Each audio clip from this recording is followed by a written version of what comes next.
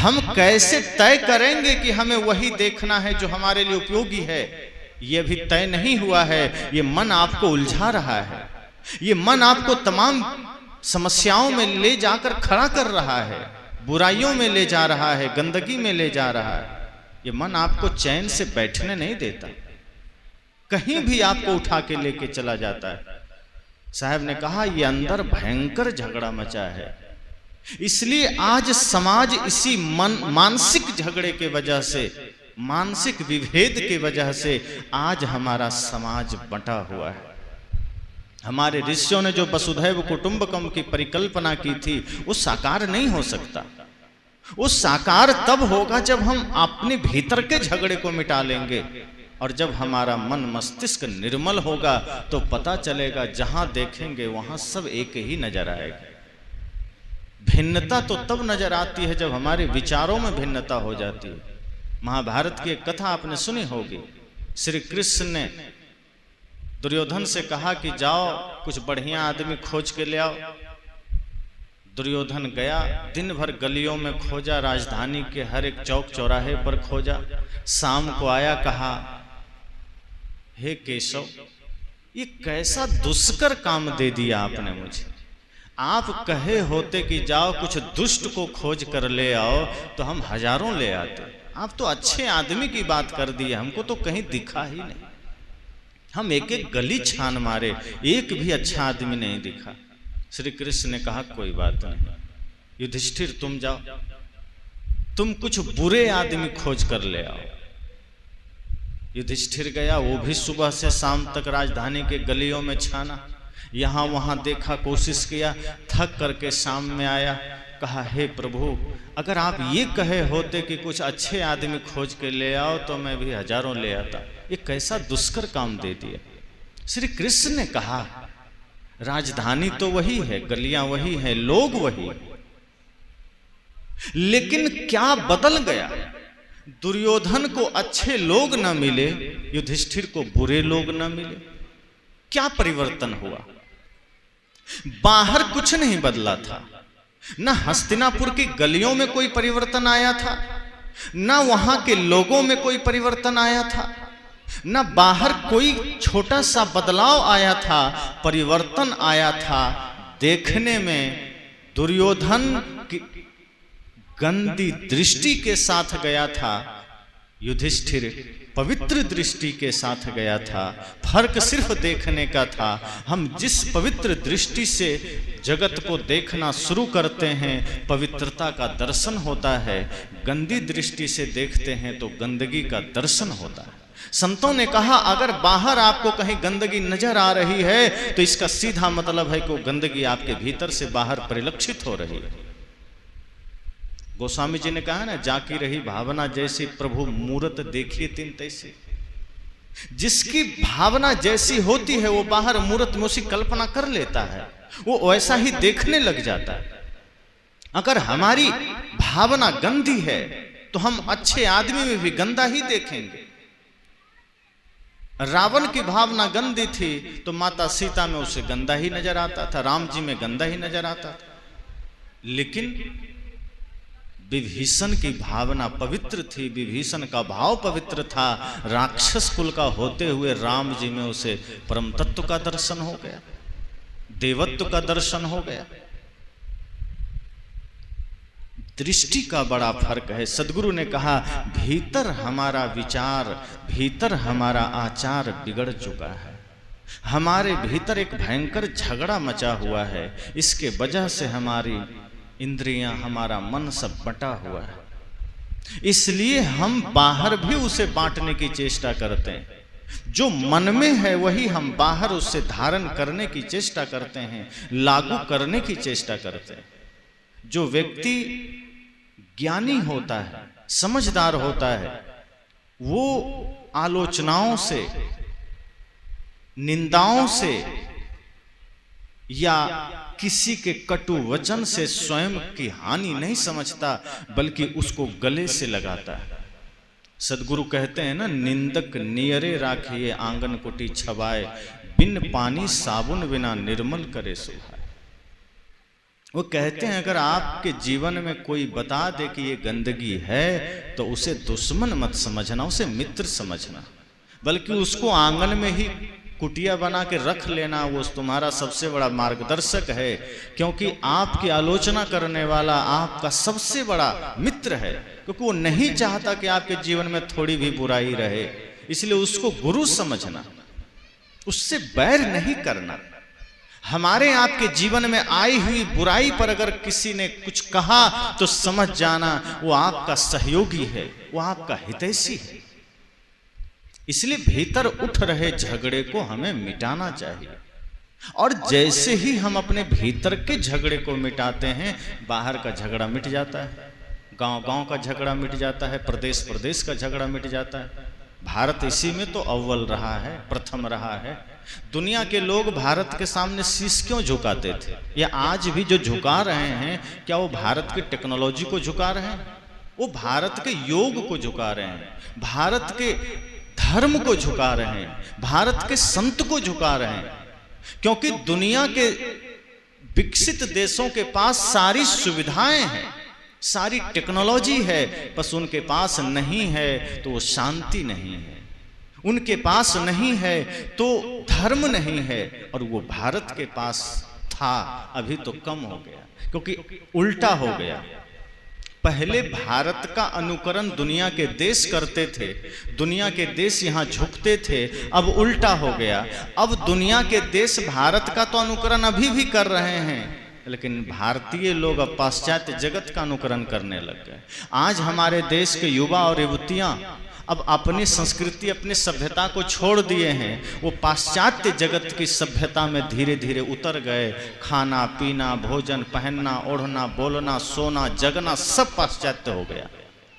न हमारा भोजन रहा, न हमारी भाषा रही, न हमारा वस्त्र रहा, न हमारी मर्यादा रही, न हमारे महापुरुषों का जीवन दर्शन रहा। आज हमारे युवाओं का, आज हमारी युवतियों का जीवन पाश्चात्य जगत की ओर हो गया, और पाश्चात्य के लोग अब भारत को अनुकरण करने लग गए। सद्गुरु कहते हैं आप अपने भीतर के झगड़े को मिटाइए, समाज में शांति तभी स्थापित होगी, क्योंकि भीतर की जो झगड़ा है, हमारे भीतर का जो विवाद है, वही बाहर समस्याएं खड़ा करता है, और इसी वजह से आज समाज बंट रहा है। आप सोचिए, हर आदमी सोचता है ना कि हमारा भारत विश्व गुरु बने। आज तो बहुत जगह ये पुकार है भारत हिंदू राष्ट्र बने। तो इसको एक बार समझना चाहिए कि हिंदू राष्ट्र है क्या, हिंदू क्या है।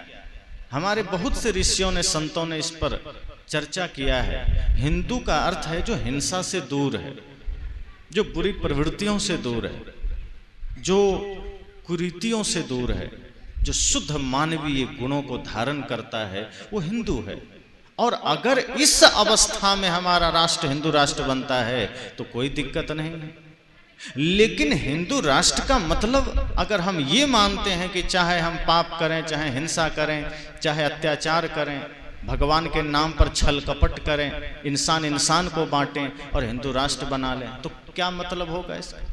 बन करके क्या मिल जाएगा? हिंदू राष्ट्र का मतलब है जहां हमारे संतों ने कहा, हमारे ऋषियों ने कहा कि एक छोटे से छोटे जीव पर भी दया करना, समाज के हर वर्ग को गले से लगाना, समाज में किसी के साथ भेद मत करना, और ये सीख हमें श्री राम देते हैं। वे कहते हैं कि जहां भक्ति है, जहां प्रेम है, वहां कोई अन्य जाति है ही नहीं, वहां सिर्फ भक्ति की जाती है, वहां सिर्फ प्रेम की जाती है। जहां प्रेम है वहां सब एक हो जाते हैं, जहां भक्ति है वहां सब एक हो जाते हैं। लेकिन आज क्या स्थिति है? राम जी की पूजा घर में चलती है, कृष्ण जी की पूजा घर में चलती है, और जीवन किसका जीते हैं? पूजा राम की, जीवन रावण का। मैं राम भक्तों से पूछता हूँ, बहुत से ऐसे राम भक्त जो हमारे आसपास भी हैं, वो राम जी की दिन रात उपासना करते हैं और माँ बाप को वृद्धाश्रम पहुँचा दिए। मैं कहता हूँ ये दोहरा चरित्र क्यों? क्या राम जी अपने माँ बाप को वृद्धाश्रम भेजे थे? सौतेली माँ की आज्ञा पालन करने के लिए राम जी जंगल चले गए थे। हंसते हंसते तुम तो अपनी ही माँ को लात मार के वृद्धाश्रम भेज दिए हो। काहे का राम भक्त? किस लिए, किस आधार पर? कि उनके चित्र पर तुमने माला डाल दिया और अगरबत्ती घुमा दिया, तुम राम भक्त हो गए। राम भक्त चित्र की पूजा से नहीं, चरित्र की पूजा से बना जाता है। जो राम का जीवन जिएगा वो राम भक्त हो जाएगा, उसे सिद्ध करने की जरूरत नहीं है। जो कृष्ण जैसा जीवन जिएगा, उनके जैसा संघर्ष धारण करेगा, जो समाज के सारे भेद को मिटाएगा, जो बुराइयों के लिए काल बनकर खड़ा होगा, जो राष्ट्र के सम्मान के लिए खड़ा होगा, जो समाज के उत्थान के लिए खड़ा होगा, वो कृष्ण भक्त हो जाएगा। उसे कृष्ण कृष्ण सिर्फ कहने की जरूरत नहीं है। आज हम उनका नाम जपते हैं, पूरा जीवन रावण का जीते हैं, कंस का जीते हैं। जो रावण ने किया काम हम वही करते हैं। रावण ने अपने भाई को लात मारा, हम भी अपने भाई को लात मारते हैं। रावण ने अपने माँ बाप का अनादर किया, हम भी वही काम करते हैं। रावण मांस मछली मदिरा का खान पान सेवन करता था, आज वही आदमी कर रहा है और वो कहता है हम राम भक्त हैं। हमें तो यही समझ नहीं आता कि वो राम को समझा ही नहीं, राम भक्त कैसे हो गया। जो राम के जीवन को ही नहीं जाना वो राम भक्त कैसे हो गया।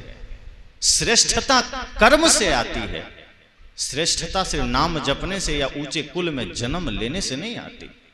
मैंने प्रथम दिन भी कहा था कि रावण तो ब्रह्मा जी के कुल का था ना, जन्म से ब्राह्मण था, कर्म से नीच हो गया कि नहीं। राम जी के हाथों क्यों मारा गया? कर्म से वो ऊंच नीच बनता है।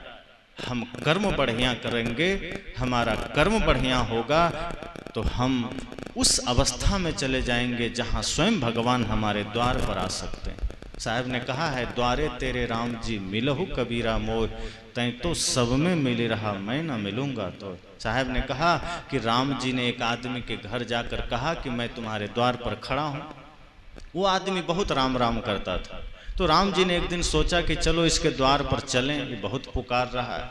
तो राम जी गए तो वो देखते हैं कि वो आदमी तो माया मोह में लगा हुआ है, छल प्रपंच में लगा हुआ है। राम जी ने कहा, द्वारे तेरे राम जी, ए मनुष्य तुम्हारे द्वार पर स्वयं राम चल कर आया है। द्वारे तेरे राम जी मिलहु कबीरा मोह। कबीरा का अर्थ यहाँ सामान्य जीव से का मतलब काया, वीर मतलब उसमें निवास करने वाला आत्मा। तो सदगुरु कबीर अपने ही नाम से समस्त मनुष्यों को संबोधित करते हुए कहते हैं कि हे मनुष्य, तुम्हारे द्वार पर राम खड़ा है, मुझसे मिलो, क्योंकि तुम मुझे पुकार रहे थे। लेकिन तभी राम जी की दृष्टि पड़ जाती है लोगों पर, उस घर के आदमी पर, कि वो तो रुपये पैसे में लगा हुआ है, छल प्रपंच में लगा हुआ है, हिंसा की प्रवृत्ति में मन लगा हुआ है, माता पिता के साथ अनादर कर रहा है। तब राम जी कहते हैं, तैं तो सब में मिली रहा, तुम तो माया में मिला हुआ है, तुम तो जगत में मिला हुआ है, तुम तो बुरी प्रवृत्तियों में मिला हुआ है। मैं न मिलूंगा तो अब मैं तुम्हें नहीं मिलूंगा, क्योंकि मैं तो तभी मिल सकता हूं जब मेरे लिए तुम्हारी पुकार पवित्र मन से उठा हो। अब मैं आ तो गया, लेकिन अब तुम्हारी हालत देख रहा हूं कि नाम तो तुम मेरा लेता है, लेकिन चरित्र तुम्हारा राक्षस का है, रावण का है। सदगुरु कबीर यही तो कहते हैं कि आपके भीतर के झगड़े ने आपके समाज को बांट दिया है, और आप इसी बात को लेकर के आज हमारा देश खंड खंड में बटा हुआ है। इसको ठीक कैसे करेंगे? इसको ठीक करने का रास्ता क्या है? अपने अपने मिथ्या बलाभिमान को त्याग कर, वर्णाभिमान को त्याग कर, विद्याभिमान को त्याग कर, क्योंकि कुछ अभिमान ऐसा है जो आदमी जन्म से लेकर के उस पर चढ़े रहता है। किसी के पास बल है तो उसी घमंड में रहता है, किसी के पास AK-47 है तो मौत से भी नहीं डरता, सोचता है मौत का भी सामना कर लेंगे। और किसी के पास बल बहुत है, सोचता है मृत्यु को भी हम रावण की तरह चरण के नीचे रखेंगे। लेकिन जब रावण की भी मृत्यु आई तो थर्राते थे पांव जिसके सामने जाते हुए, देखा उसकी खोपड़ी को ठोकरें खाते हुए। जो रावण कुछ समय के लिए मृत्यु को दासी बना लिया था, वो रावण भी जब मरा तो रण क्षेत्र में उसकी खोपड़ियां ठोकरें खा रही थी, चील कौए गिद्ध नोच रहे थे। यही सच्चाई है जीवन की। तो किसी के पास बल अधिक है, वो अपने बल में इतना घमंड कर लेता है जैसे मैं सदा रहने वाला हूं, फिर वो छोटे को कुछ समझता ही नहीं है, अपने से कमजोर को कुछ समझता ही नहीं। किसी के पास विद्या आ गया, वो विद्या के घमंड में चूर हो गया कि मुझसे बड़ा विद्वान ही कोई नहीं। और कुछ लोग ये मान लेते हैं कि अब सर्वे सर्वा मैं ही हूं। साहब ने कहा नहीं, यहीं पर भूल हो जाती है। आपके पास अगर विद्या है तो समझिए ये परोपकार के लिए। विद्या दूसरे अनपढ़ और निरक्षर की शिक्षा देने के लिए। अगर कोई समाज में निरक्षर है तो आप ये सोचिए कि आपकी विद्या उसको पढ़ा दे, उसको भी ज्ञान दे दे। आप इतने सरल भाव से अपने विद्या का प्रयोग निरक्षरों पर कीजिए, अनपढ़ों पर कीजिए कि वो भी पढ़ लिख ले। अगर बल है तो अपने बल का प्रयोग असहायों पर कीजिए। धन है तो आप अपना धन का प्रयोग गरीबों पर कीजिए। ज्ञान का प्रयोग कीजिए। लेकिन जैसे ही ज्ञान आया हम घमंड से भर जाते हैं, विद्या आई हम घमंड से भर जाते हैं। रूप का घमंड है, धन का घमंड है, बल का घमंड है। लेकिन सद्गुरु कहते हैं कि जिसके पास सच में बल है, जिसके पास सच में विद्या है, जिसके पास सच में ज्ञान है, सच में रूप है, वो कभी घमंड नहीं करता, बल्कि धरती पर उससे विनम्र तो कोई होता ही नहीं। वो सबको गले लगाता है। और इसका उदाहरण आप हनुमान जी को देखिए। विद्या में अतुलित है, बल में अतुलित है, धन तो उनके पास इतना है कि उसकी तुलना ही नहीं, सब सर्वस्व है। उनके पास क्या नहीं है, उनकी महिमा में इतना ही संतों ने कहा कि जिनकी किसी चीज की कोई तुलना नहीं है। और विनम्रता में देखिए, उनसे ज्यादा विनम्र खोजना मुश्किल है, उनसे ज्यादा भक्ति भाव वाला व्यक्ति खोजना मुश्किल है। सदगुरु कबीर कहते हैं, जब हमारे भीतर का सारा झगड़ा मिट जाता है, मन वाणी इंद्रियों का हम स्वामी हो जाते हैं, तो हमारे भीतर से सारा अहंकार चूर हो जाता है। लेकिन ये होगा कैसे? इस संतों के संग से संभव है। और संत कैसा चाहिए? संत वो हो जिसका जीवन सूरज की भांति हो, जिसके मन में कोई द्वेष ना हो, कोई छल ना हो, संप्रदाय की कोई बात ना हो, जिसके मन में सिर्फ मानवता के हित की बात हो, समाज के हित की बात हो, जो खुद प्रज्वलित हो और जिसके भीतर समाज को प्रज्वलित करने का सामर्थ्य हो, जो खुद प्रेम में हो और समाज को प्रेम का पथ दिखाने का सामर्थ्य हो, जो खुद ज्ञान में हो और समाज के भीतर ज्ञान का दीप जलाने का सामर्थ्य हो, जिसके जीवन का खुद बंधन कटा हो और जो समाज के बंधन काटने का सामर्थ्य रखा हो।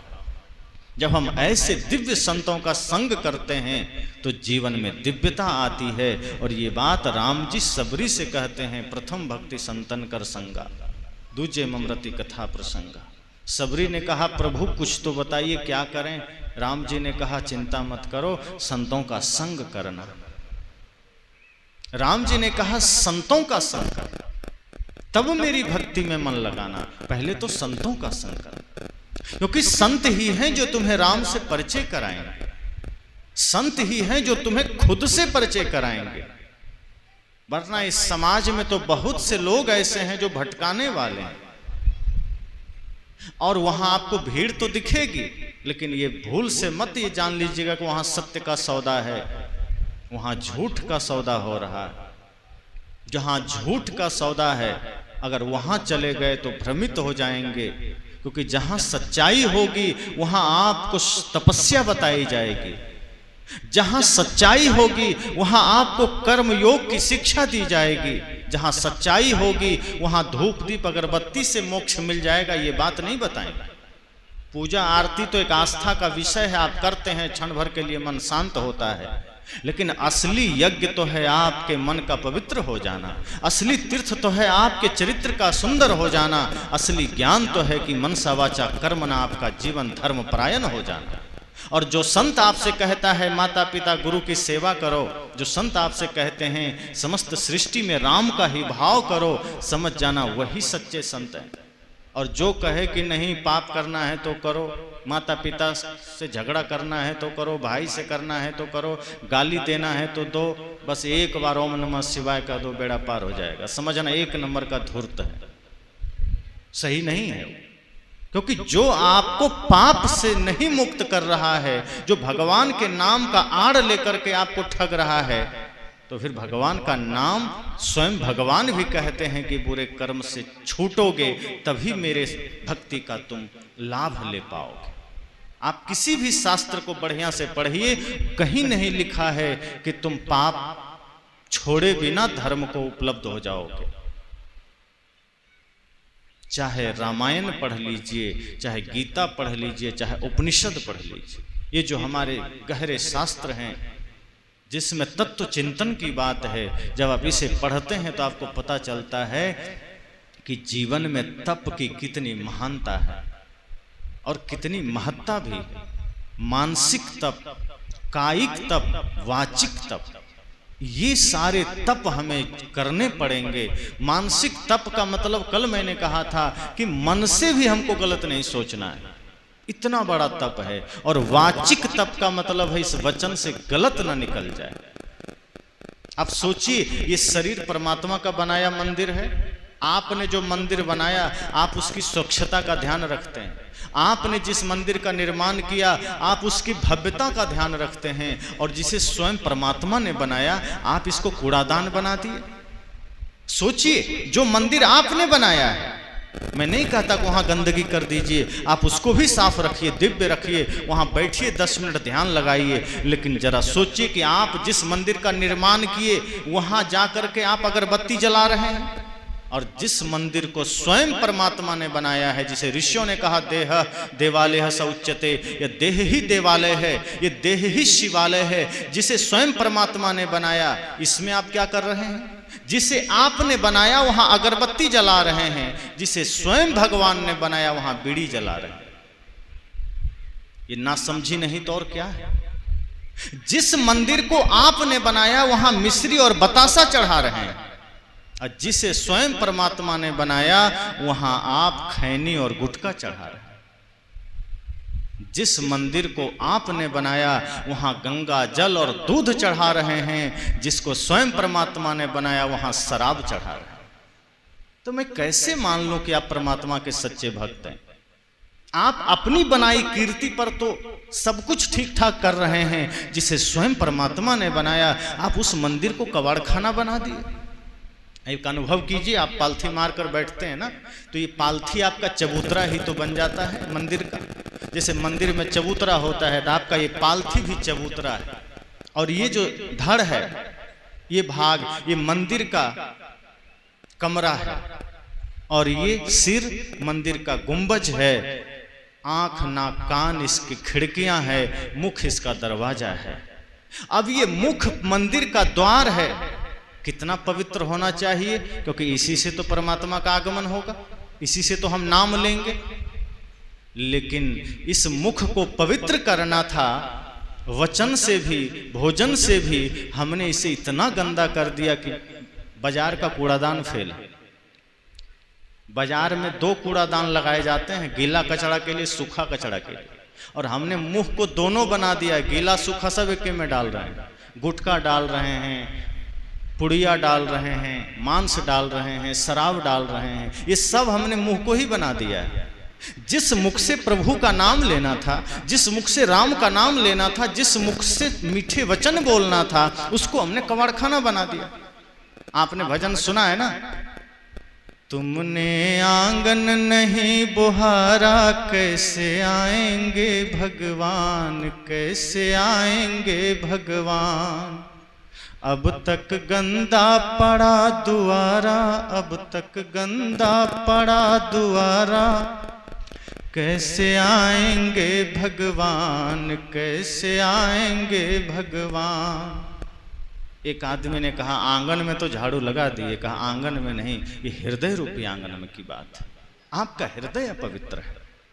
हृदय रूपी आंगन में जब आप ज्ञान का झाड़ू लगा देंगे तब इस हृदय में प्रभु का निवास होगा। लेकिन आज सबसे बड़ा छल क्या चल रहा है, आपके इस हृदय में राम का निवास होना था तो यहाँ आपने रावण का निवास कर दिया और राम जी को उठाकर घर के बाहर किसी मंदिर में डाल दिया।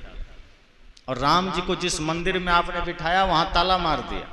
मतलब राम जी आपके नौकर हो गए क्या? ताला मार के उसको बंद कर दिए। राम जी ताला में रहने वाले आदमी हैं। ताला में किसको बंद किया जाता है? कैदी को। और राम जी को हमने वही समझा है जो सर्वत्र हैं, सब जगह हैं, उन्हें हमें ताला में बंद करना पड़ रहा है। एक बार कुछ मारवाड़ी लोग थे, कृष्ण जी की उपासना कर रहे थे। वो रोज रविवार को जाते थे, कृष्ण जी के मूर्ति पर शीश झुकाते थे, मिठाई चढ़ाते थे और मंडी चले जाते थे। एक दिन का समय है कि मंदिर का दरवाजा खुला रह गया और वो लोग मंदिर आए ही नहीं। वो लोग उस दिन बाजार बहुत गर्म चल रहा था, सीजन का समय था, सोचा कि अगले रविवार को पूजा कर लेंगे, आज अगर 2 घंटा हम बाजार में समय लगाएंगे तो कुछ ज़्यादा नोट आ जाएगा। तो सभी मारवाड़ी बाजार चले गए। अब भगवान देख रहे हैं 1 घंटा हो गया, 2 घंटा हो गया, सुबह 7 बजे सब आ जाते थे, आज आया क्यों नहीं? आगे देख रहे हैं, पीछे देख रहे हैं, कोई आ नहीं रहा है। अब वो लोग अपना वहाँ दुकान चला रहा है, मंडी में जाके सब अपना अपना गद्दी पर बैठा है। सोचा अगले रविवार को चले जाएंगे, क्या जरूरत है, 1 घंटा के बजाय 2 घंटा पूजा कर लेंगे। और भगवान श्री कृष्ण देख रहे हैं कि कोई आ क्यों नहीं रहा। तभी नजर पड़ी उनके दरवाजे पर कि दरवाजा तो आज खुला हुआ है, लगता है पुजारी भूल गया दरवाजा लगाना। अब कृष्ण जी निकल पड़े मंदिर से, खोजने लगे कहाँ गया हमारा सब भक्त। पता चला कि वो मंडी में सब लोग हैं। तो श्री कृष्ण मंडी चले गए। मंडी के गेट पर जाकर देखते हैं नजर दौड़ाकर, तो एक तरफ से लाइन लगा के सभी मारवाड़ी बैठे हैं और अपना सामान बेच रहे हैं। लेकिन भगवान श्री कृष्ण की नजर पड़ी कि कोई दूध में पानी मिला रहा है, कोई चावल में कंकड़ मिला रहा है। ये इतना लूट, इतना मिलावटबाजी, कोई बटखारा मार रहा है, तौलने में कमी कर रहा है। एक तरफ से जब भगवान की नजर पड़ी तो जितने पुजारी उनके थे, जितने भक्त थे, सब कुछ ना कुछ गड़बड़ कर रहा है। अब भगवान थे वो तो देख लिए, कितना भी छिपा के कर रहा। अब भगवान सोच रहे हैं चेहरे तो वही है, ये आदमी तो वही है, लेकिन काम कैसे अलग कर रहा है। हमारे पास आता है बड़ी श्रद्धा भक्ति से, एकदम वहाँ नाक रगड़ता है, इतना नाक रगड़ा है हमारी मूर्ति पर निशान पड़ गया, लेकिन इसके दिमाग पर निशान नहीं पड़ा। ये कैसा आदमी है? फिर बार बार चेहरा देख रहे हैं, चेहरा वही है, आदमी वही है, पर ये कर क्या रहा है? इसके वचन और कर्म में तो कोई मेल ही नहीं है। वहां आकर के ये प्रार्थना गाता है, यहां तो मिलावटबाजी कर रहा है।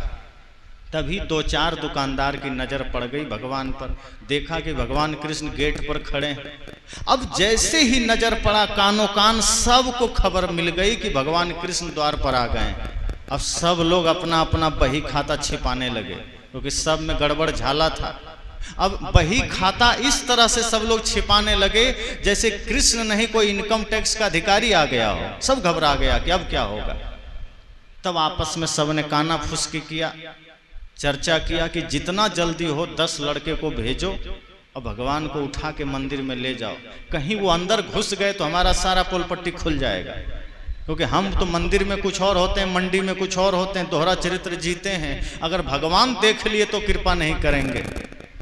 2-4-10 लड़के गए, भगवान को कहे चलिए मंदिर। आप आ क्यों गए? अगले रविवार को हम लोग 2 घंटा पूजा कर लेते। भगवान ने कहा देखो गलती से मंदिर खुला रह गया और मन भी नहीं लग रहा था, इतने दिन से बंद थे इसलिए चले आए।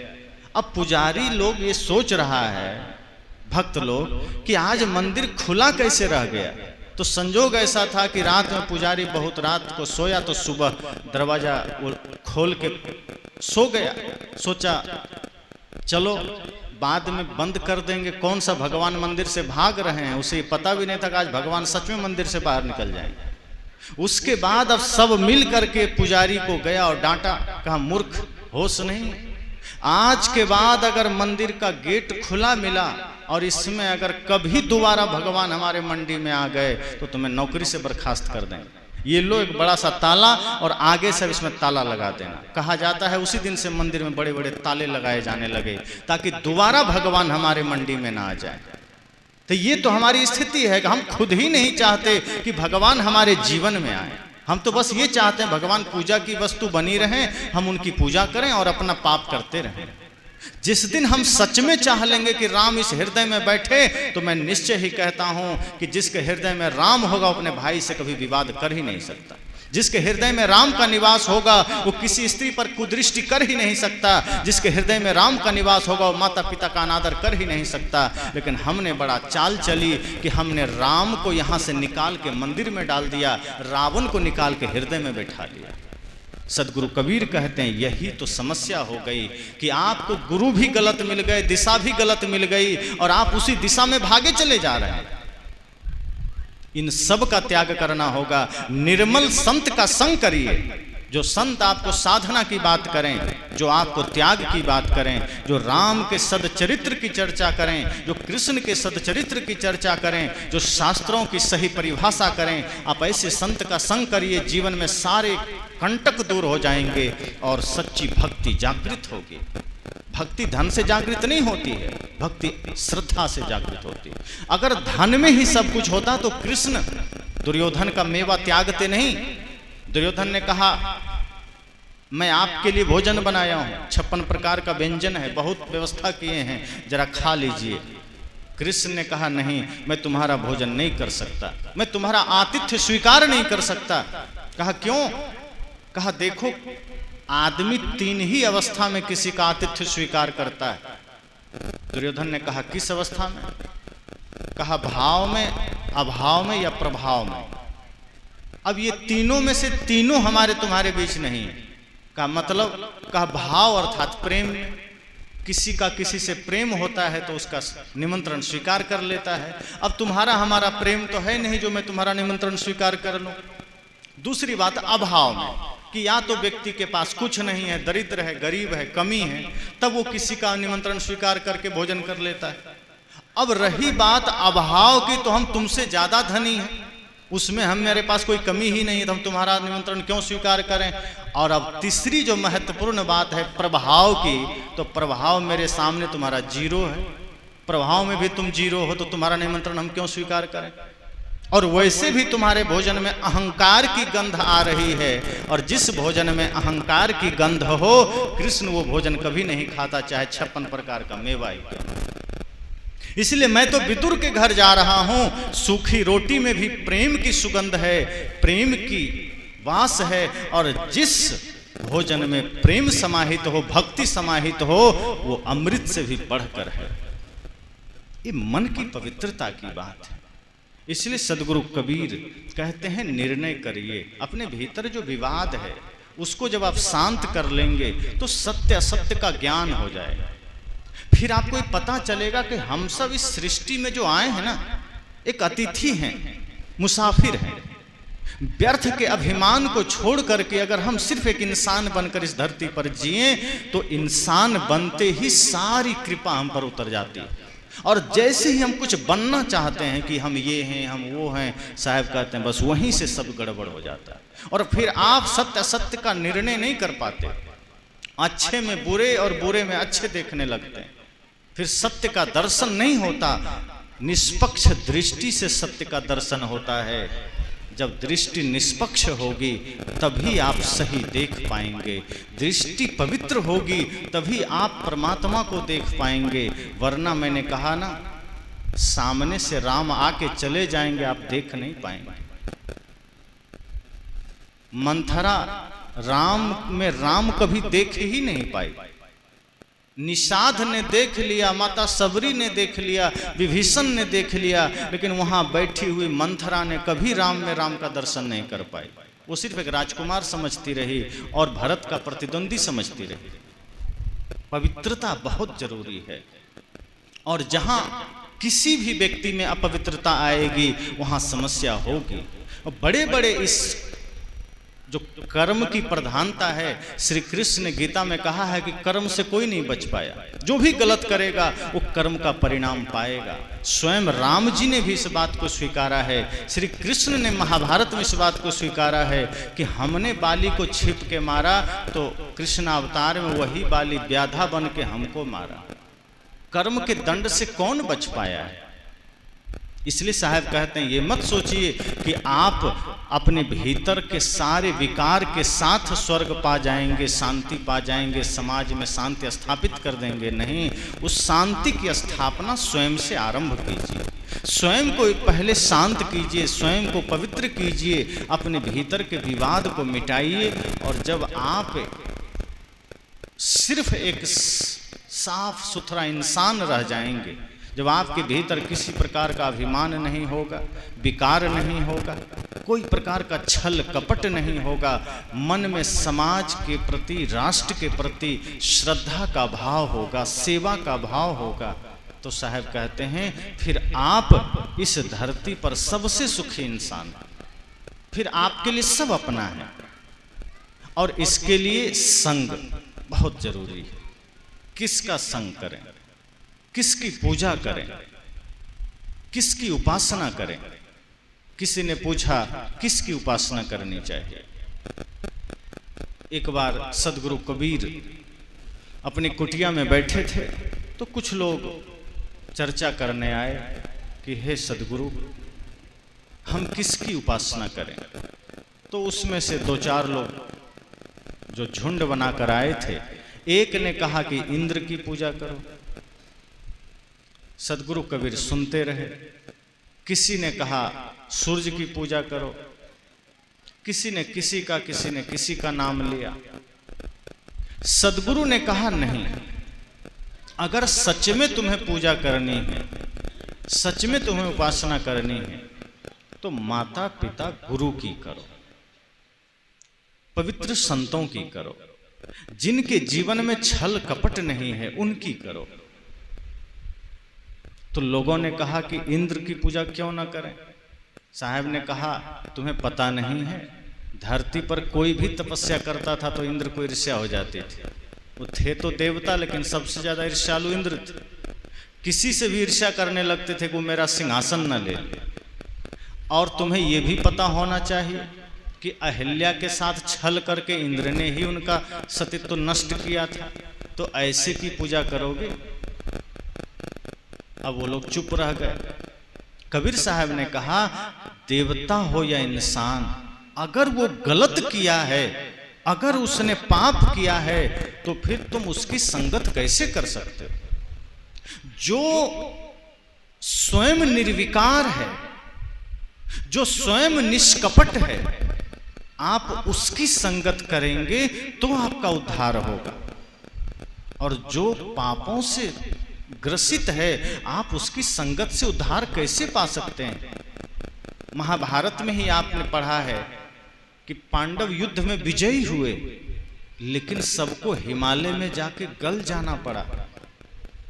क्यों? क्योंकि कहा गया तुम सबने कोई ना कोई पाप किया है, किसी न किसी रूप में तुमने पाप किया है, अधर्म भी किया है, इसलिए तुम इन सब का सजा पा रहे हो। किसी न किसी रूप में जो भी गलत करेगा उसको दंड मिलता है। ऐसा कोई नहीं सोच सकते कि हम कोई छोटा सा पाप कर लेंगे और हम बच जाएंगे। कई लोग कहते हैं अरे मैंने तो छोटा सा झूठ बोला। युधिष्ठिर ने क्या किया था? जब द्रोणाचार्य ने पूछा कि क्या सच में अश्वत्थामा मारा गया, युधिष्ठिर ने इतना ही कहा हाँ अश्वत्थामा मारा गया, लेकिन हाथी या नर ये पता नहीं। तो लेकिन जब बोला उसी समय भगवान कृष्ण शंख बजा दिए, उसके आगे की बात वो सुन ही नहीं पाए।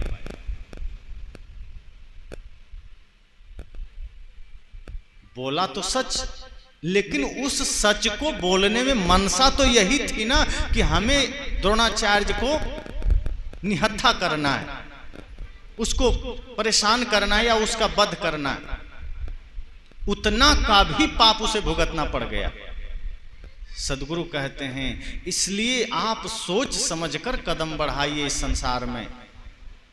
पाप का कोई आकार थोड़े है, कब किस रूप में आपसे हो जाए, बोलने में हो जाए कि चलने में हो जाए कि किस तरह से हो जाए, सोचने में हो जाए, कोई ठिकाना है?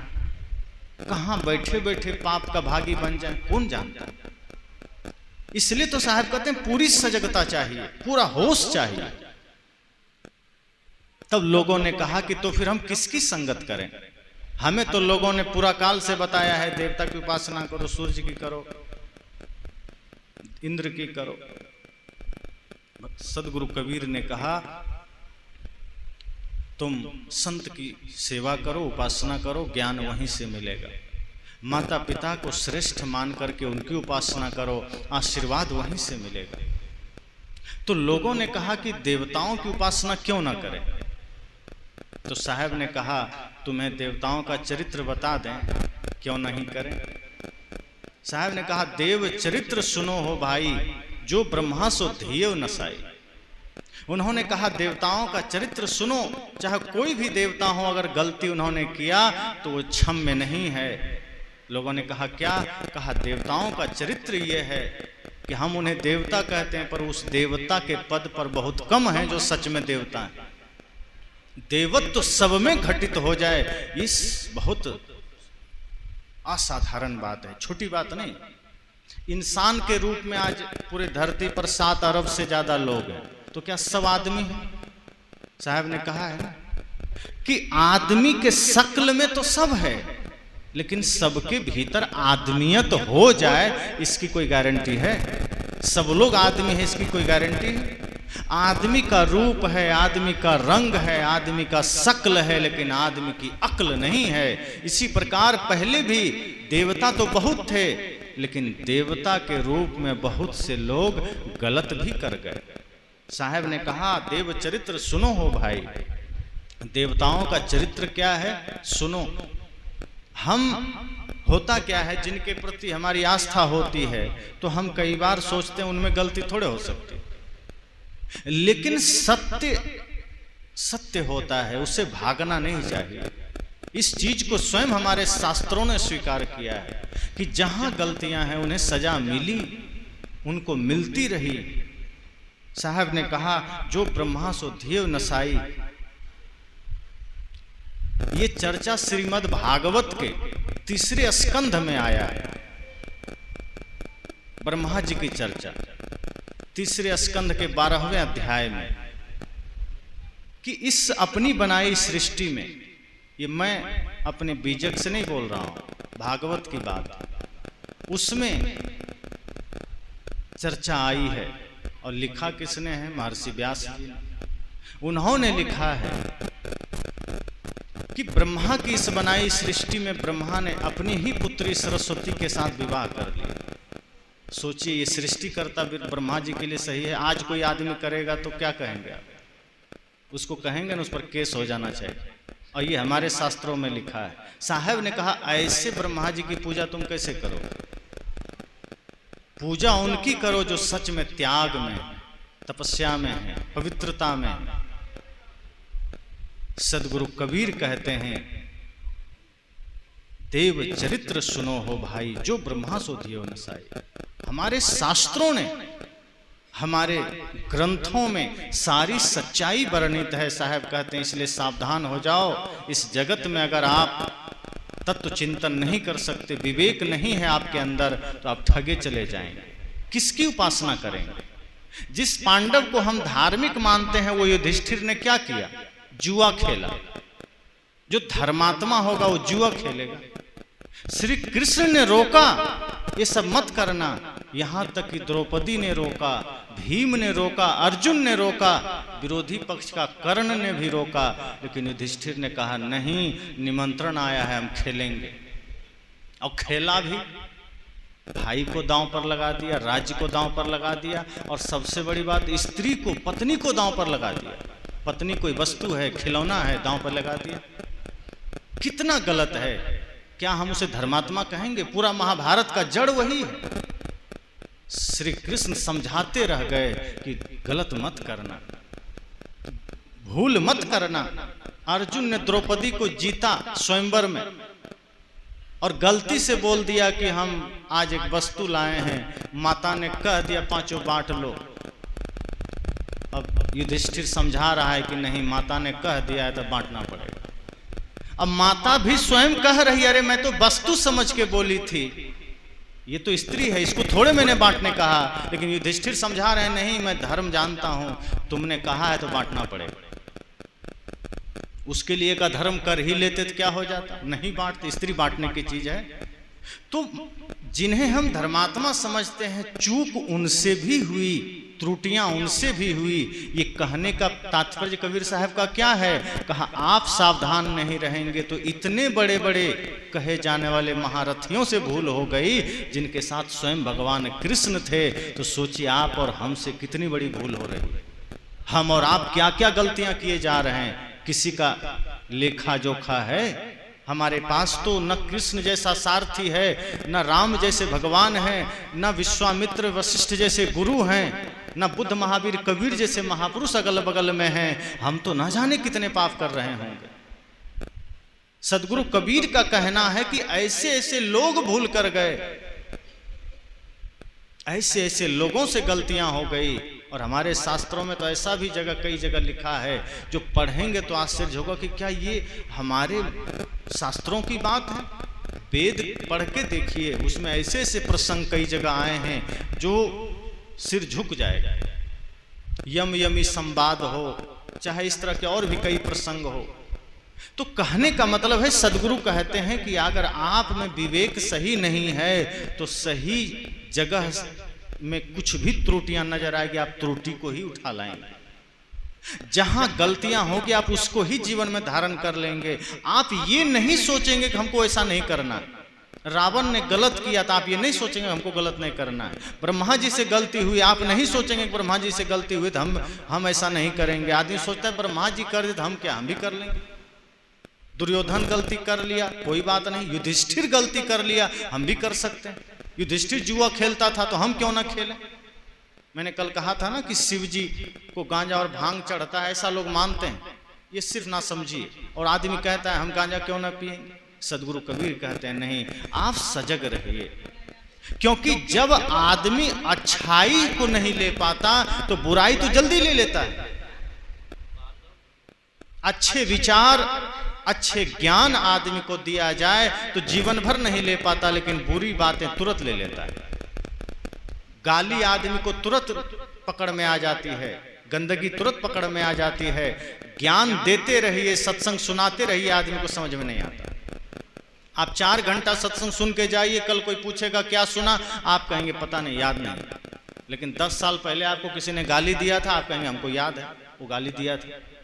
हमको झगड़ा याद है, गाली याद है, छल याद है, प्रपंच याद है। आपको ज्ञान याद नहीं रहता। साहब ने कहा शास्त्रों को पढ़िए, विवेक से पढ़िए, क्योंकि उसमें ऐसे वर्णित चीजें हैं जो पढ़ करके आपका जीवन और नरक बन सकता है। इसलिए बुद्धि अगर जागृत रहेगी, विवेक जागृत रहेगा, तो आप शास्त्रों में से सार ग्रहण कर सकते हैं, अच्छा ग्रहण कर सकते हैं। भगवान श्री कृष्ण के जीवन दर्शन को देखिए, कितनी भी विपदा आती थी, कितनी भी विषमता आती थी, वो सम रहते थे। यहां तक बलराम जी बात बात में क्रोधित हो जाते थे, कृष्ण शांत रहते थे।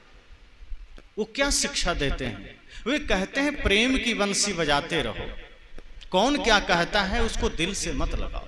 हाँ, जब उसकी बातें समाज के लिए समस्या खड़ी करने लगे, जब उसकी बातें राष्ट्र के लिए समस्या खड़ी करने लगे, तब जरूर वहां पर खड़े हो जाओ। व्यक्तिगत कितना भी कोई बोले, चिंता मत करो, बोलने। श्री कृष्ण को कितनी गाली पड़ी, कितने लोग अपयश, उनके बारे में अपशकुन बोले, अपयश बोले, बुरी बुरी बातें बोले, गालियां दी। भगवान कृष्ण सबके लिए मुस्कुराते रहे। हम अपने शास्त्र पढ़ते हैं पर हम उसमें से सार नहीं ले पाते।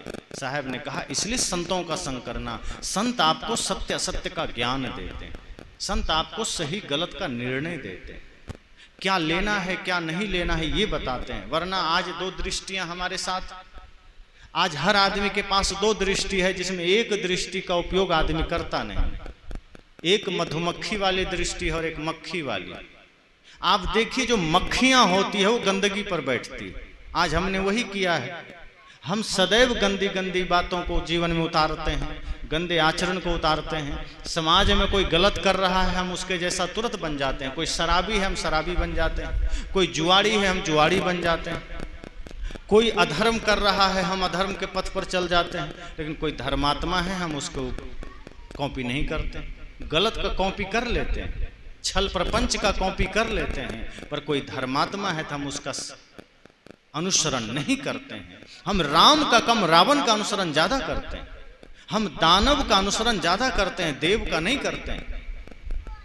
दिव्य गुण संपन्न यासा देव, दिव्य गुण संपन्न यासा देवी। जिसका जीवन दिव्य गुणों से संपन्न है वो देवता हो सकता है। जिसका जीवन दिव्य गुणों से संपन्न है वो देवी हो सकती है। सीधी सी बात है। तो सदगुरु कबीर ने कहा कि इसलिए इन सारे चरित्रों को आप सुनिए जो हमारे जीवन में जिसका महत्व है। हमें क्या सुनना है, क्या समझना है, क्या मानना है, ये बहुत मायने रखता है। अब आप सोचिए आज के हमारे युवा क्या फॉलो कर रहे हैं। एक बार एक जगह मैं था तो एक लड़के से मैंने पूछा कि तुम्हारा आइडल कौन है, आइकॉन, आदर्श कौन है। उसने तुरंत कहा मेरा आइडल सलमान खान है। मैं तो आश्चर्य में पड़ गया। मैं कहा जिस देश में, चलो भगवान को छोड़ दो, महापुरुषों को छोड़ दो, जिस देश में भगत सिंह ने जन्म लिया हो, जिस देश में सुभाष जी ने जन्म लिया हो, चंद्रशेखर आजाद ने जन्म लिया हो, जिस देश में वीर शिवाजी से लेकर महाराणा प्रताप तक के ऐसे ऐसे वीर सपूत हुए हों, उनके होते अगर कोई सलमान खान को अपना आइडल मानता है तो हम समझ सकते हैं कि हमारा देश का युवा कहां जा रहा है। अगर हमारी बहनों का आदर्श लक्ष्मीबाई मीराबाई न बन सकी, माता सीता न बन सके और कोई हीरोइन बन जाए तो सोचिए हमारा समाज कहां जा रहा है। इसलिए संत कहते हैं कि आप शास्त्र पढ़िए, विवेक से पढ़िए, लेकिन जरूर पढ़िए। समाज में संतों का संग जरूर करिए, क्योंकि संत आपके भीतर सोई हुई चेतना को जगाते हैं और वो कहते हैं अपने आइडल बदलो। अगर तुमने किसी फिल्मी अभिनेता और अभिनेत्री को अपना आइडल माना है तो तुम निश्चित ही पतन के रास्ते पर जा रहे हो, क्योंकि इससे तुम अपने धर्म, संस्कृति, सभ्यता को खो दोगे। और यदि तुमने अपने जीवन में आइडल भगत सिंह को बनाया है, चंद्रशेखर आजाद को बनाया है या लक्ष्मीबाई को बनाया है, तो तुम सच में भारत के सपूत हो और तुम ही अपने माता पिता के गौरव हो, तुम ही इस देश के गौरव हो, और तभी तुम्हारा जीवन सार्थक है। तो ये विचारने की बात है कि हम किनको अनुसरण करते हैं। कई लोग भगवान कृष्ण में भी गलतियां खोज लेते हैं। वो कहते हैं कि भगवान कृष्ण रास रचाते थे इसलिए हम लोग भी ऐसा करते हैं। इतनी मूर्खतापूर्ण बात है। जिस महाभारत में भगवान कृष्ण के लिए रास नाम की कोई चर्चा तक नहीं आई, उस भगवान को भी लोग रसिक बना करके उनके रास को तो ले लेते हैं, उनके समन्वयवादी विचारधारा को नहीं लेते, उनके प्रेम को नहीं लेते, उनके आदर्श को नहीं लेते, उनके सत्य, अहिंसा, करुणा को नहीं लेते।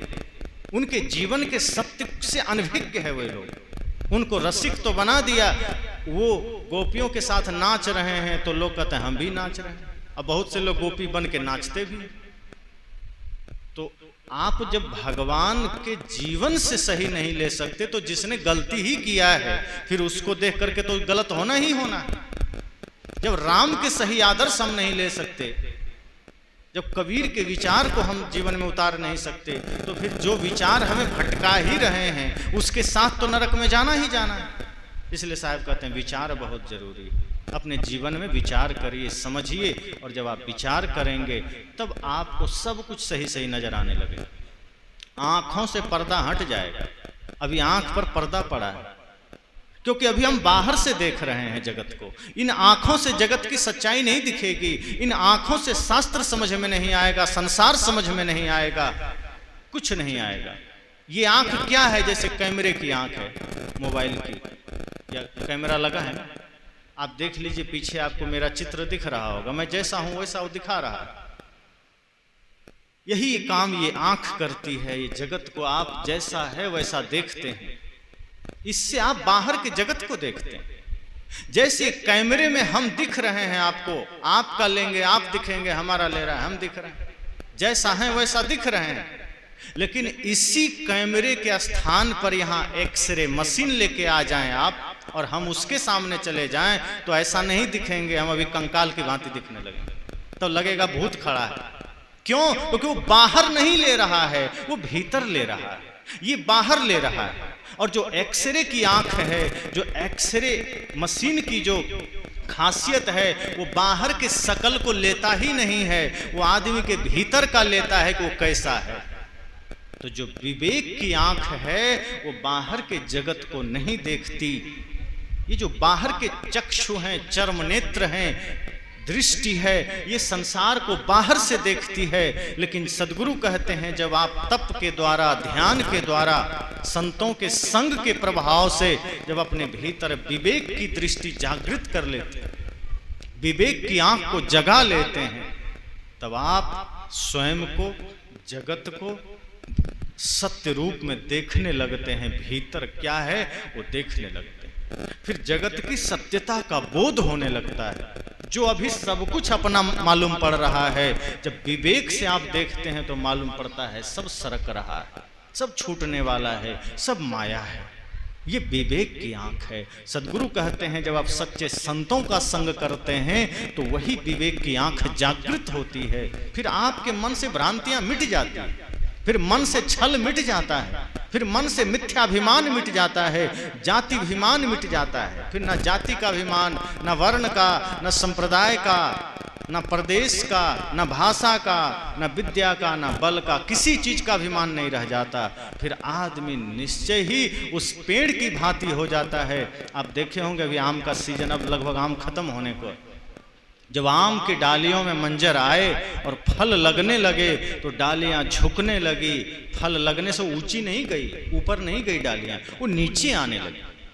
मतलब साफ है कि जब आप में सच में ज्ञान का फल लगने लगेगा, जब आप में सच में भक्ति का फल लगने लगेगा, आप में धर्म का फल लगने लगेगा, तो आप में अहंकार नहीं आएगा, आप में समर्पण आएगा।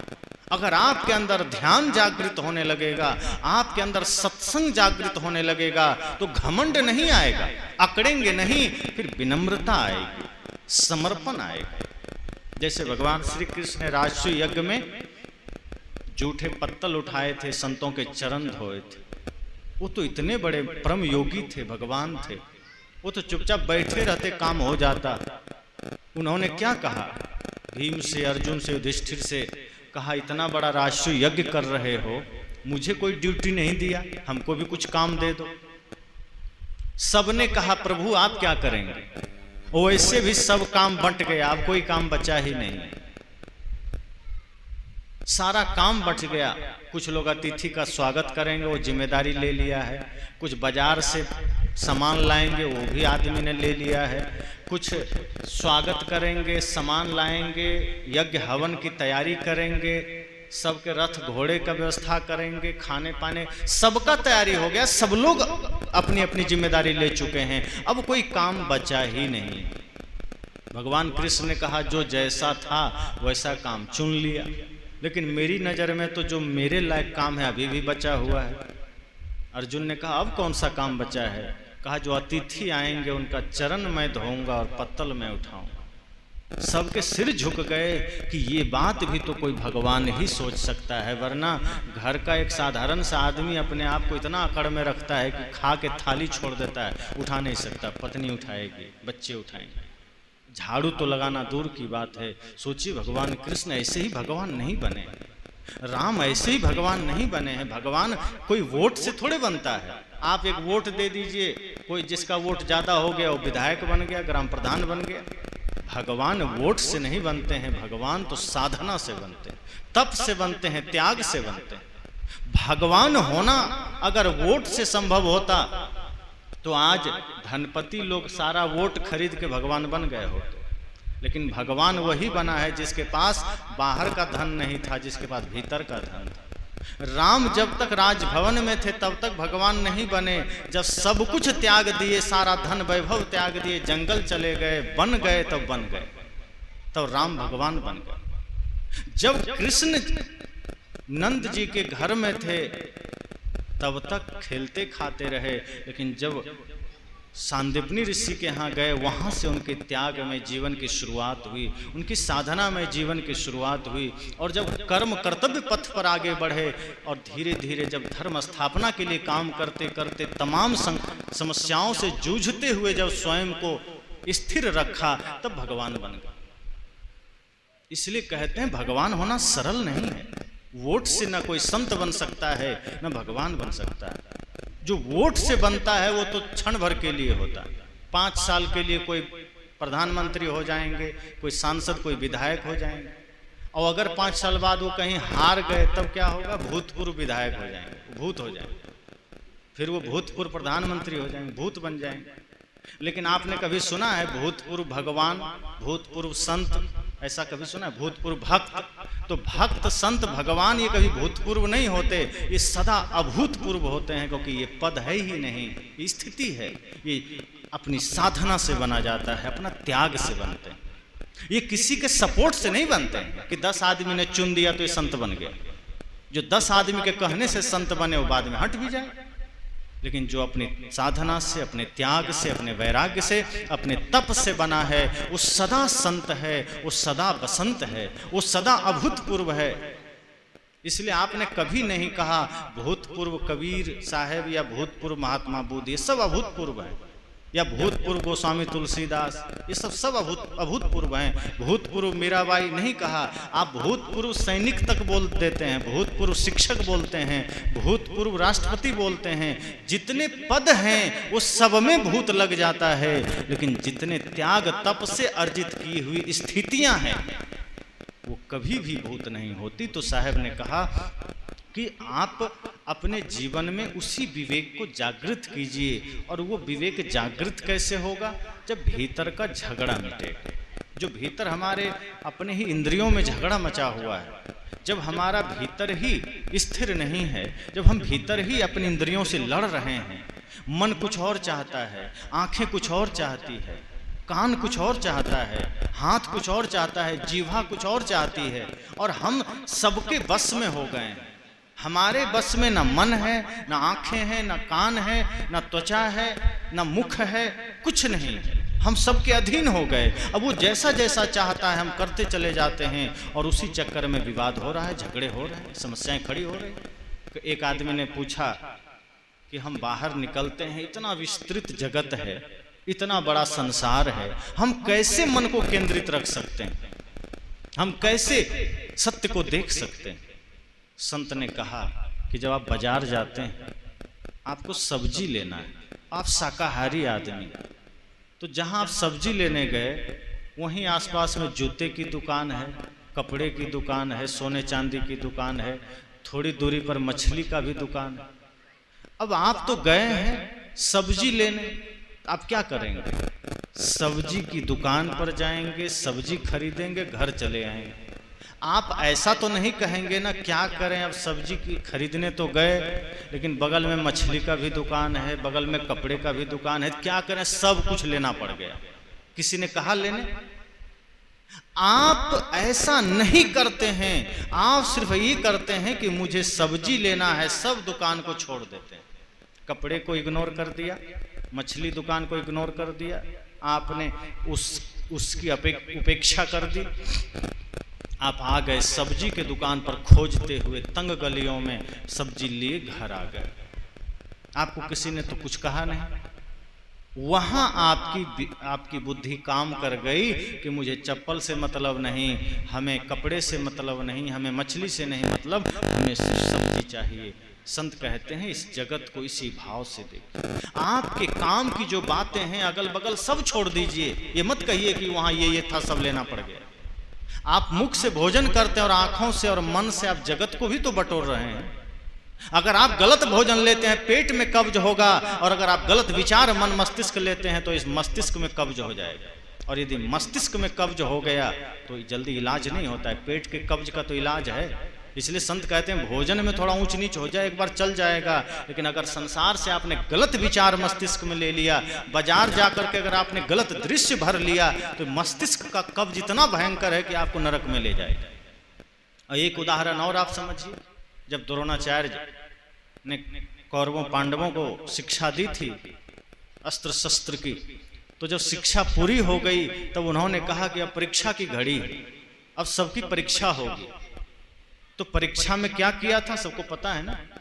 एक पेड़ पर एक खिलौना चिड़िया रखा गया और शर्त ये था कि धनुर्विद्या की परीक्षा होनी थी। शर्त ये था कि चिड़िया के आंख में तीर मारना है, बाण मारना है। कौरव खड़े थे, पांडव खड़े थे। द्रोणाचार्य ने कहा तुम सबको अपना अपना इम्तिहान देना है और चिड़िया की आंख में निशाना लगाना है। तो सबसे पहले दुर्योधन कूद के सामने आ गया, कहा गुरुजी पहले मैं करूंगा। द्रोणाचार्य ने कहा तुम किसी भी चीज में कूद के आ तो जाते हो लेकिन तुम्हारे बस की नहीं। कहा नहीं पहले मैं ही करूंगा। द्रोणाचार्य ने सोचा अब ये कूद के आ ही गया है तो ठीक है तुम ही कर लो, लेकिन एक शर्त है। कहा अब शर्त कैसा? बाण हमारे हाथ में है, धनुष हमारे हाथ में, मारने दीजिए। द्रोणाचार्य ने कहा देखो मारना नहीं है, पहले बात तो सुन लो, धैर्य रखो। कहा कहिए। कहा सबसे पहली बात कि तुम्हें दिख क्या रहा है?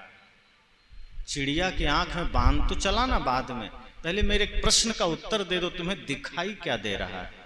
उसने कहा ये भी क्या बात कर रहे हैं, स्वाभाविक है, पीछे पेड़ है वो भी दिख रहा है, चिड़िया तो दिख ही रही है, उसके पीछे पहाड़ दिख रहा है, नदी नाले सब दिख रहा है, आंख है तो दिखेगा ही।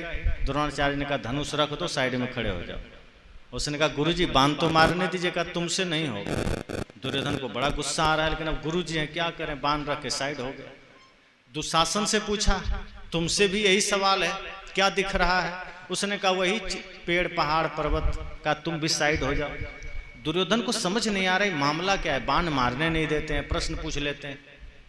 प्रैक्टिकल एग्जाम था कि मौखिक था पता नहीं, समझ में नहीं आता है। द्रोणाचार्य एक एक करके पूछते गए। उनको मन में अब हो गया था कि लगता है जिस पर भरोसा है वही पास होगा अर्जुन, दूसरा होगा नहीं। चलो अब एक एक करके पहले सबको निपटा लेते हैं। कौरवों की बारी खत्म हो गई, सब ने वही जवाब दिया, पेड़ पहाड़ पर्वत दिख रहा है, सबका धनुष रखवा दिया। युधिष्ठिर से पूछा तुमको क्या दिख रहा है? उसने कहा हमको भी वही सब दिख रहा है, पेड़ पहाड़। क्या तुम भी साइड हो जाओ, तुमसे भी नहीं होगा। भीम से कहा तुमको? कहा हमको भी दिख रहा है। अब सब सोच रहे हैं गुरुजी कर क्या रहे हैं। अरे चिड़िया पेड़ पर रखे हैं तो चिड़िया छोटी सी है, पेड़ बड़ा है, पहाड़ पीछे है, वो तो दिखेगा ही। समझ में नहीं आ रहा है। नकुल सहदेव को भी बुला लिया, उसने भी वही कहा। अब अर्जुन को बुलाया जिस पर भरोसा था। गुरु को पता होता है कि कौन हमारा काम कर सकता है, किस पर भरोसा है। अर्जुन आया। अर्जुन ने गुरुजी को प्रणाम किया। द्रोणाचार्य ने कहा बेटा तुमसे उम्मीद है, बाकी तो सब 104 आदमी धराशायी हो गया है। 100 कौरव और 4 तुम्हारे भाई भी सब निष्फल हो गए। अब तुम पर उम्मीद है, तुम ही पर भरोसा है। कहा गुरुजी आदेश कीजिए। कहा तुमसे भी वही सवाल है, क्या दिख रहा है तुम्हें? चिड़िया के आंख में बाण मारना है लेकिन तुम्हें दिख क्या रहा है? अब सबको यह समझ में नहीं आ रहा है कि गुरुजी चाहते क्या है, लेकिन अर्जुन इस बात को समझ चुका था। उसने हाथ जोड़कर विनम्रता से कहा गुरुजी मुझे चिड़िया की आंख की पुतली बस दिख रही है और कुछ दिख ही नहीं रहा है। द्रोणाचार्य खुश हुए, का बाण मारो, तुम सफल हो गए। और बाण मारता है, चिड़िया की आंख में बाण लग जाती है। दुर्योधन ने कहा गुरुजी हमको मारने देते, हम भी मार देते। कहा जब तुम्हारा मन ही स्थिर नहीं था, तुम तो पेड़ पहाड़ देख रहे थे। अगर तुम्हें निशाना आंख में लगाना था तो सिर्फ पुतली पर ध्यान रखना था। धनुर्धारी का सबसे बड़ा लक्ष्य यह है कि जहां लक्ष्य है उससे अलग कुछ दिखना ही नहीं चाहिए। यद्यपि पेड़ है, पहाड़ है, नदी है, नाले हैं, पीछे का आकाश है, जगत है। अर्जुन के आने से वो सब बदल थोड़े गया था। अर्जुन खड़ा हुआ तब भी पेड़ था, तब भी नदियां थी, तब भी पहाड़ थे, लेकिन इसकी दृष्टि बदल गई थी। इसने देखने का नजरिया बदल लिया था। इसने कहा गुरुजी मुझे बाण आंख में मारना है तो आंख के अलावा मैं कुछ देखूं ही क्यों? इस संसार में हमें शांति से जीना है तो शांति के साधन पर ही तो दृष्टि डालनी पड़ेगी। सुख के साधन पर ही तो दृष्टि डालनी पड़ेगी। ऐसे जगह हमें अपनी दृष्टि रखनी है जहां से सुख के साधन मिल सकें, शांति के सूत्र मिल सकें, सत्य हिंसा प्रेम करुणा के सूत्र मिल सकें। लेकिन आदमी करता क्या है, इस पर छोड़ करके बाकी सारे प्रपंच पर आंख गड़ाए रहता है। धर्म को छोड़ करके बाकी सब जगह आंखें गड़ाए रहता है। सदगुरु कहते हैं इसीलिए आप इस धरा पर असफल होते हैं, चाहे भौतिक जगत में हो चाहे आध्यात्मिक जगत में हो। जब मन स्थिर होता है, पवित्र होता है, तो अध्यात्म का जो विशालतम जगत है आप वहां पहुंचते हैं और वहां जो परम शांति की अनुभूति होती है, उस परम शांति के आगे दुनिया की सारी दौलत तो कौड़ी की भी नहीं। साहब ने कहा है बाजार में आप चले जाएं, कितना भी पैसा खर्च कर दें, शांति नहीं मिलेगी। शांति का संबंध सोने चांदी हीरे जवाहरात से नहीं। सोने चांदी हीरे जवाहरात आपके शरीर की व्यवस्था की पूर्ति के लिए है, आपके शरीर के खाने पीने के लिए है। लेकिन ये ध्यान रखना कि जिस शरीर के लिए सोना चांदी है वो शरीर स्वयं जड़ है और उसे एक दिन आपको छोड़ना पड़ेगा। उस शरीर स्वयं आपका साथ छोड़ेगा और जो शरीर ही नश्वर हो उसके लिए पूरा जीवन खपा देना मूर्खता के सिवा क्या है। इसलिए शरीर के साधनों को भी जुटाइए, शरीर के लिए धन कमाइए, लेकिन ये मत भूल जाइए कि ये सिर्फ शरीर तक सीमित है और वो शरीर मरघट से आगे जा ही नहीं सकता। इसलिए हमें वो धन भी कमा कर जाना है जो आगे तक जा सके। और वो धन यही धर्म का धन है, सत्संग का धन है, भक्ति का धन है, सेवा का धन है, प्रेम का धन। और हमारे जीवन में आज आंखें बंद करिए, अपने अपने सोचिए कि आपके जीवन में सत्य हिंसा प्रेम करुणा का धन है, भक्ति का धन है, सेवा का धन है। पता चलेगा भक्ति तो करते हैं लेकिन भक्ति में भी स्वार्थ है। माता सबरी भक्ति करती थी, स्वार्थ था कोई? राम जी ने कहा जो मांगना है मांग लो। सोचिए श्री राम द्वार पर खड़े हैं, माता सबरी से कह रहे हैं जो मांगना है मांग लो। माता सबरी ने कहा सिर्फ भक्ति का ज्ञान दे दीजिए, धन दौलत नहीं चाहिए। वो आज के लोग होते, राम जी कहीं कह देते जो मांगना है मांग लो, तो आज का आदमी कहता 1 घंटा का समय दीजिए, लिस्ट बना लें पहले, कहाँ फ्लैट चाहिए, कहाँ गाड़ी चाहिए, फॉर्च्यूनर चाहिए, ऑडी चाहिए, BMW, फेरारी, क्या क्या सब लिस्ट बना लेता। राम जी ही आ गए हैं, सब मांग लें। लेकिन माता सबरी ने क्या कहा, प्रभु कुछ नहीं चाहिए, ये संसार क्यों लेना आपसे। अगर प्रभु से कुछ मांगना है, गुरु से कुछ मांगना है, तो कभी भी नश्वर की मांग मत करिए। नश्वर की मांग आप गुरु से कर रहे हैं, गुरु से अनिश्वर का मांग करिए जो कभी नाश ना। नश्वर तो आप मेहनत करके भी पा लेंगे। हनुमान जी ने भी यही किया था। द्वार पर खड़े थे, राम जी अंदर थे, नारद जी आ गए नारायण नारायण करते हुए। नारद जी ने कहा हनुमान जी मुझे प्रभु का दर्शन करना है। हनुमान जी ने कहा थोड़ा देर रुक जाइए, अभी थोड़ा काम कर रहे हैं राम जी। नारद जी ने कहा कौन सा काम? हनुमान जी ने कहा राम जी अभी कुछ लिख रहे हैं, कुछ बही खाता बना रहे हैं। नारद जी ने कहा राम जी कोई बिजनेस शुरू कर दिए क्या? क्या लिख रहे हैं? कहा कुछ लेखा जोखा कर रहे हैं, अभी ठहर जाइए, अभी मत जाइए। अब नारद जी को बड़ी जिज्ञासा हो गई, कहा क्या लिख रहे हैं जरा बताइए तो सही। अब हनुमान जी तो शांत व्यक्ति, सरल विनम्र, सोचे अब क्या छिपाना, बता ही देते हैं। हनुमान जी ने कहा कि प्रभु राम एक डायरी लिख रहे हैं और उसमें अपने भक्तों का नाम लिख रहे हैं। नारद जी ने कहा किन भक्तों का नाम लिख रहे हैं? राम जी अपने उन भक्तों का नाम लिख रहे हैं। हनुमान जी ने कहा जो राम जी को सबसे ज्यादा याद करते, जो राम जी का सबसे ज्यादा नाम लेते हैं। इतना सुनना था कि नारद जी उछल पड़े, कहा तब तो 1 नंबर में मेरा ही नाम हो, क्योंकि मैं ही तो हमेशा नारायण नारायण करता हूँ और राम और नारायण तो एक ही। तो हनुमान जी देख लीजिएगा आप, राम जी के उस डायरी में 1 नंबर में मेरा नाम होगा और 2 में आपका नाम होगा। हनुमान जी ने कहा मैं तो उस डायरी में नाम के लायक ही नहीं है, आपका 1 में होगा, आप बड़े भक्त हैं। नारद जी ने कहा नहीं नहीं, आप भी कम बड़े भक्त थोड़े हैं, लेकिन मेरे के बाद मेरा 1 में हो, आपका 2 में। घमंड आ गया। उसके बाद राम जी कहीं हटे। उत्कंठा तो बहुत हो रही थी नारद को कि कब डायरी देखें, कब अपने अहंकार को पुष्टि मिले, क्योंकि अहंकार तो था कि 1 नंबर में नाम होगा, भक्त हम सबसे बड़े हैं राम के। तो कब राम हटे और डायरी देखें? संजोग था राम जी हटे भी, ये दौड़ के गए, डायरी खोले, सच में देखते हैं 1 नंबर में नारद जी का नाम लिखा है। अब तो 2 के बजाय 4 फीट ऊंचे उछल गए। कहा देखे हनुमान जी, कहा था ना मैं कि मैं राम जी का सबसे बड़ा भक्त हूं, 1 नंबर में मेरा नाम लिखा है। तभी नीचे नजर डालते हैं तो पूरी डायरी में हनुमान जी का कहीं नाम ही नहीं था। अब तब भी समस्या हो गई। अब नारद सोच रहे हैं हनुमान जैसे व्यक्ति का नाम डायरी में है ही नहीं। अरे 1 में मेरा नाम है, होना भी चाहिए, 2 में तो इनका होना चाहिए, 3, 4, 5, 10, 20, 50 में भी नहीं। अब नारद जी संदेह में पड़ गए कि कुछ तो समस्या है। नारद जी ने कहा हनुमान जी सच बताइए, इसमें आपका नाम नहीं, क्या हो गया, कैसी ये गलती हो गई प्रभु श्री राम से, कहाँ मिस्टेक हो गया। हनुमान जी ने कहा हो सकता है कोई मिस्टेक हो गया होगा लिखने को। नारद जी ने कहा कोई प्रेस में छप के थोड़ा है जो प्रिंटिंग मिस्टेक हो जाएगा, ये राम जी ने हाथों से लिखा है, कैसे मिस्टेक हो गया। तब हनुमान जी ने कहा 1 डायरी और है। अब नारद जी जो 4 फीट उछले थे वो धीरे धीरे जैसे गुब्बारा से हवा निकल जाता है ना, पचक जाता है, वो धीरे धीरे उनका अहंकार डाउन होने लगा। सोचे अब जरूर दूसरा कुछ बात है। नारद जी ने कहा दूसरी डायरी कौन सी है। जो घमंड में वो फूल गए थे, जो अहंकार आ गया था कि हम 1 नंबर का भक्त हैं, अब थोड़ा डाउन हो गया। कहा हनुमान जी जरा बताइए वो दूसरी डायरी में क्या है।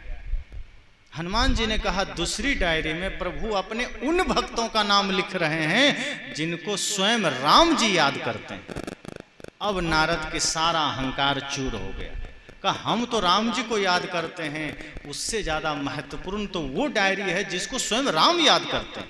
निश्चय ही वो डायरी सबसे ज्यादा महत्वपूर्ण है, क्योंकि भगवान को तो सब भजते हैं ना, भगवान का नाम तो सब लेते हैं। स्वयं भगवान किसी का नाम लें ये इतना सरल नहीं है।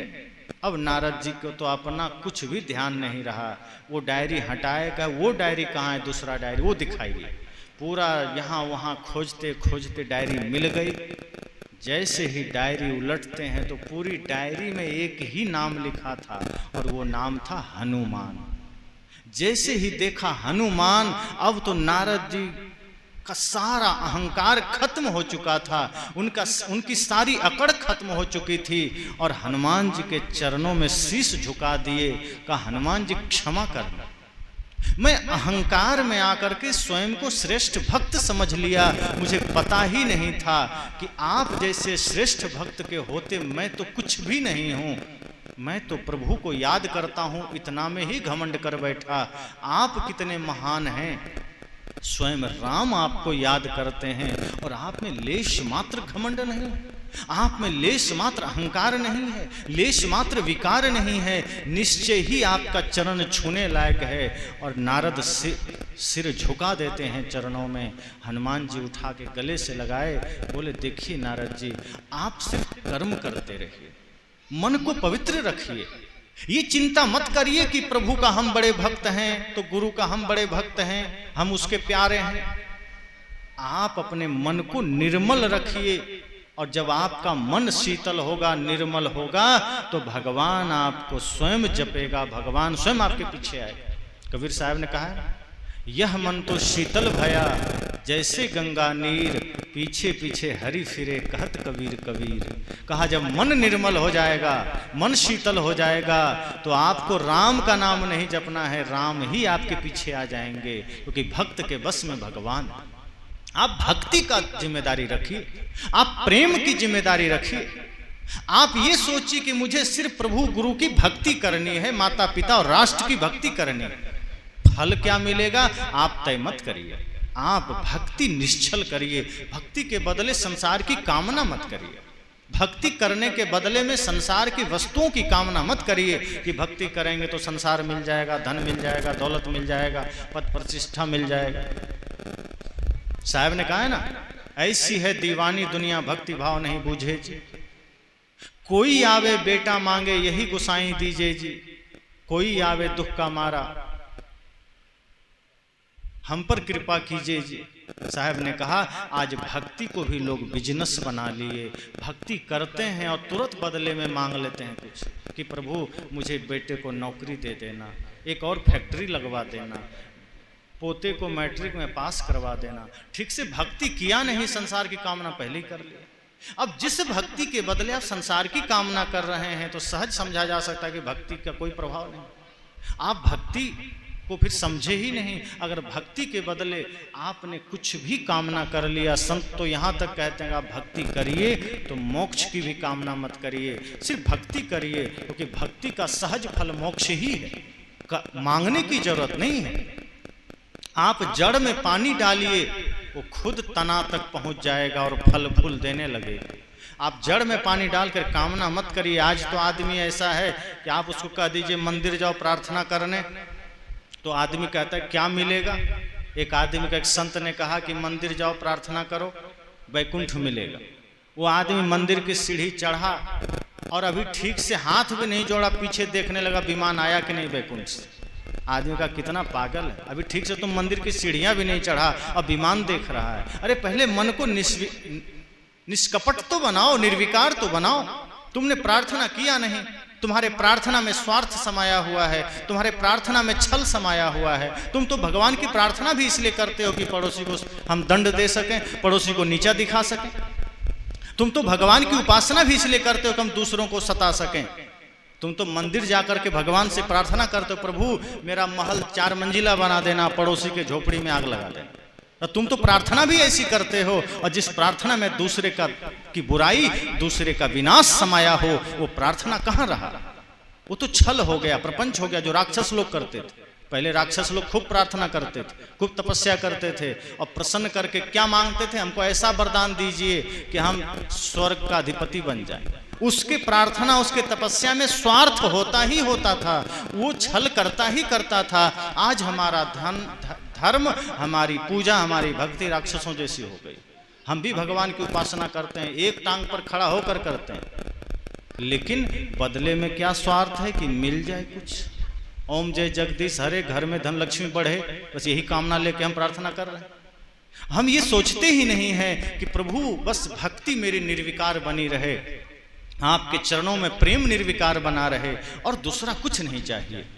तो जिनका मन शीतल है, जिनका मन निर्मल है, साहब ने कहा, फिर पीछे पीछे हरि फिरे कहत कबीर कबीर। और जिसने संसार की चाहनाओं को खत्म कर दिया, जिसने प्रभु भक्ति के अलावा, गुरु भक्ति के अलावा कोई कामना ना रखा, जिसकी सारी चाह मिट गई, साहब ने कहा चाह मिटी, चाह गई चिंता मिटी, मनुआ बेपरवाह, जिनको कुछ नहीं चाहिए वो ही शाहंशाह। उन्होंने कहा कि जिसके जीवन की चाह मिट जाती है, जैसे हनुमान जी की चाह मिट गई, सबरी जी की चाह मिट गई, विदुर जी की चाह मिट गई, साहब ने कहा जिसकी चाह मिट गई उसकी चिंता मिट गई, और जो उसका मन निश्चिंत हो गया, फिर उससे कोई चिंता नहीं है। और जिसको कुछ नहीं चाहिए वो ही शाहंशाह। साहब से किसी ने पूछा, कबीर साहब से, कि सबसे बड़ा धनी कौन है, सबसे बड़ा धनपति कौन है।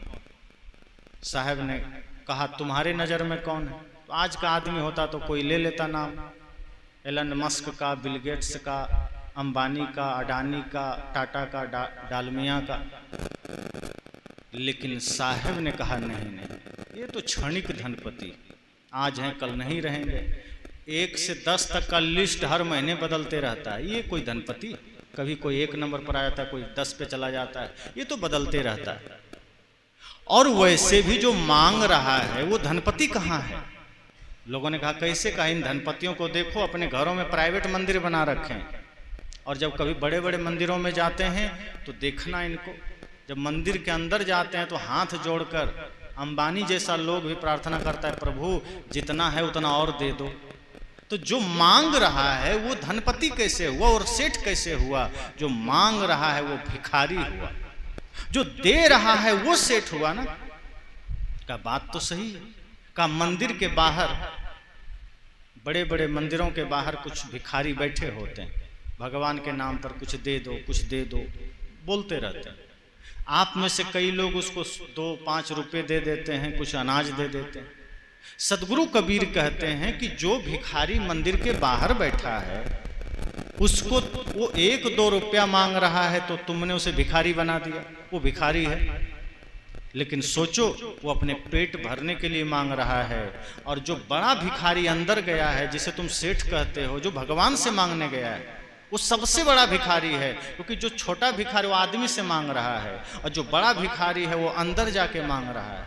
जो बाहर बैठा है वो पेट भरने के लिए मांग रहा है, और जो अंदर गया है वो पेटी भरने के लिए मांग रहा है। सोचो बड़ा भिखारी कौन है? वही लोग है ना। साहब ने कहा जो मांग रहा है वो भिखारी ही है, वो सेठ नहीं हो सकता, वो धनपति नहीं हो सकता। तो लोगों ने कहा प्रभु तो ये बताएं कि फिर आपके नज़र में सेठ कौन है, धनपति कौन है? साहब ने कहा जिसकी चाह मिट गई, जिसने मांगना छोड़ दिया, जिसने देना शुरू कर दिया, वही धनपति है। कहा तो हम तो बड़े गरीब आदमी, हम कैसे दे सकते हैं?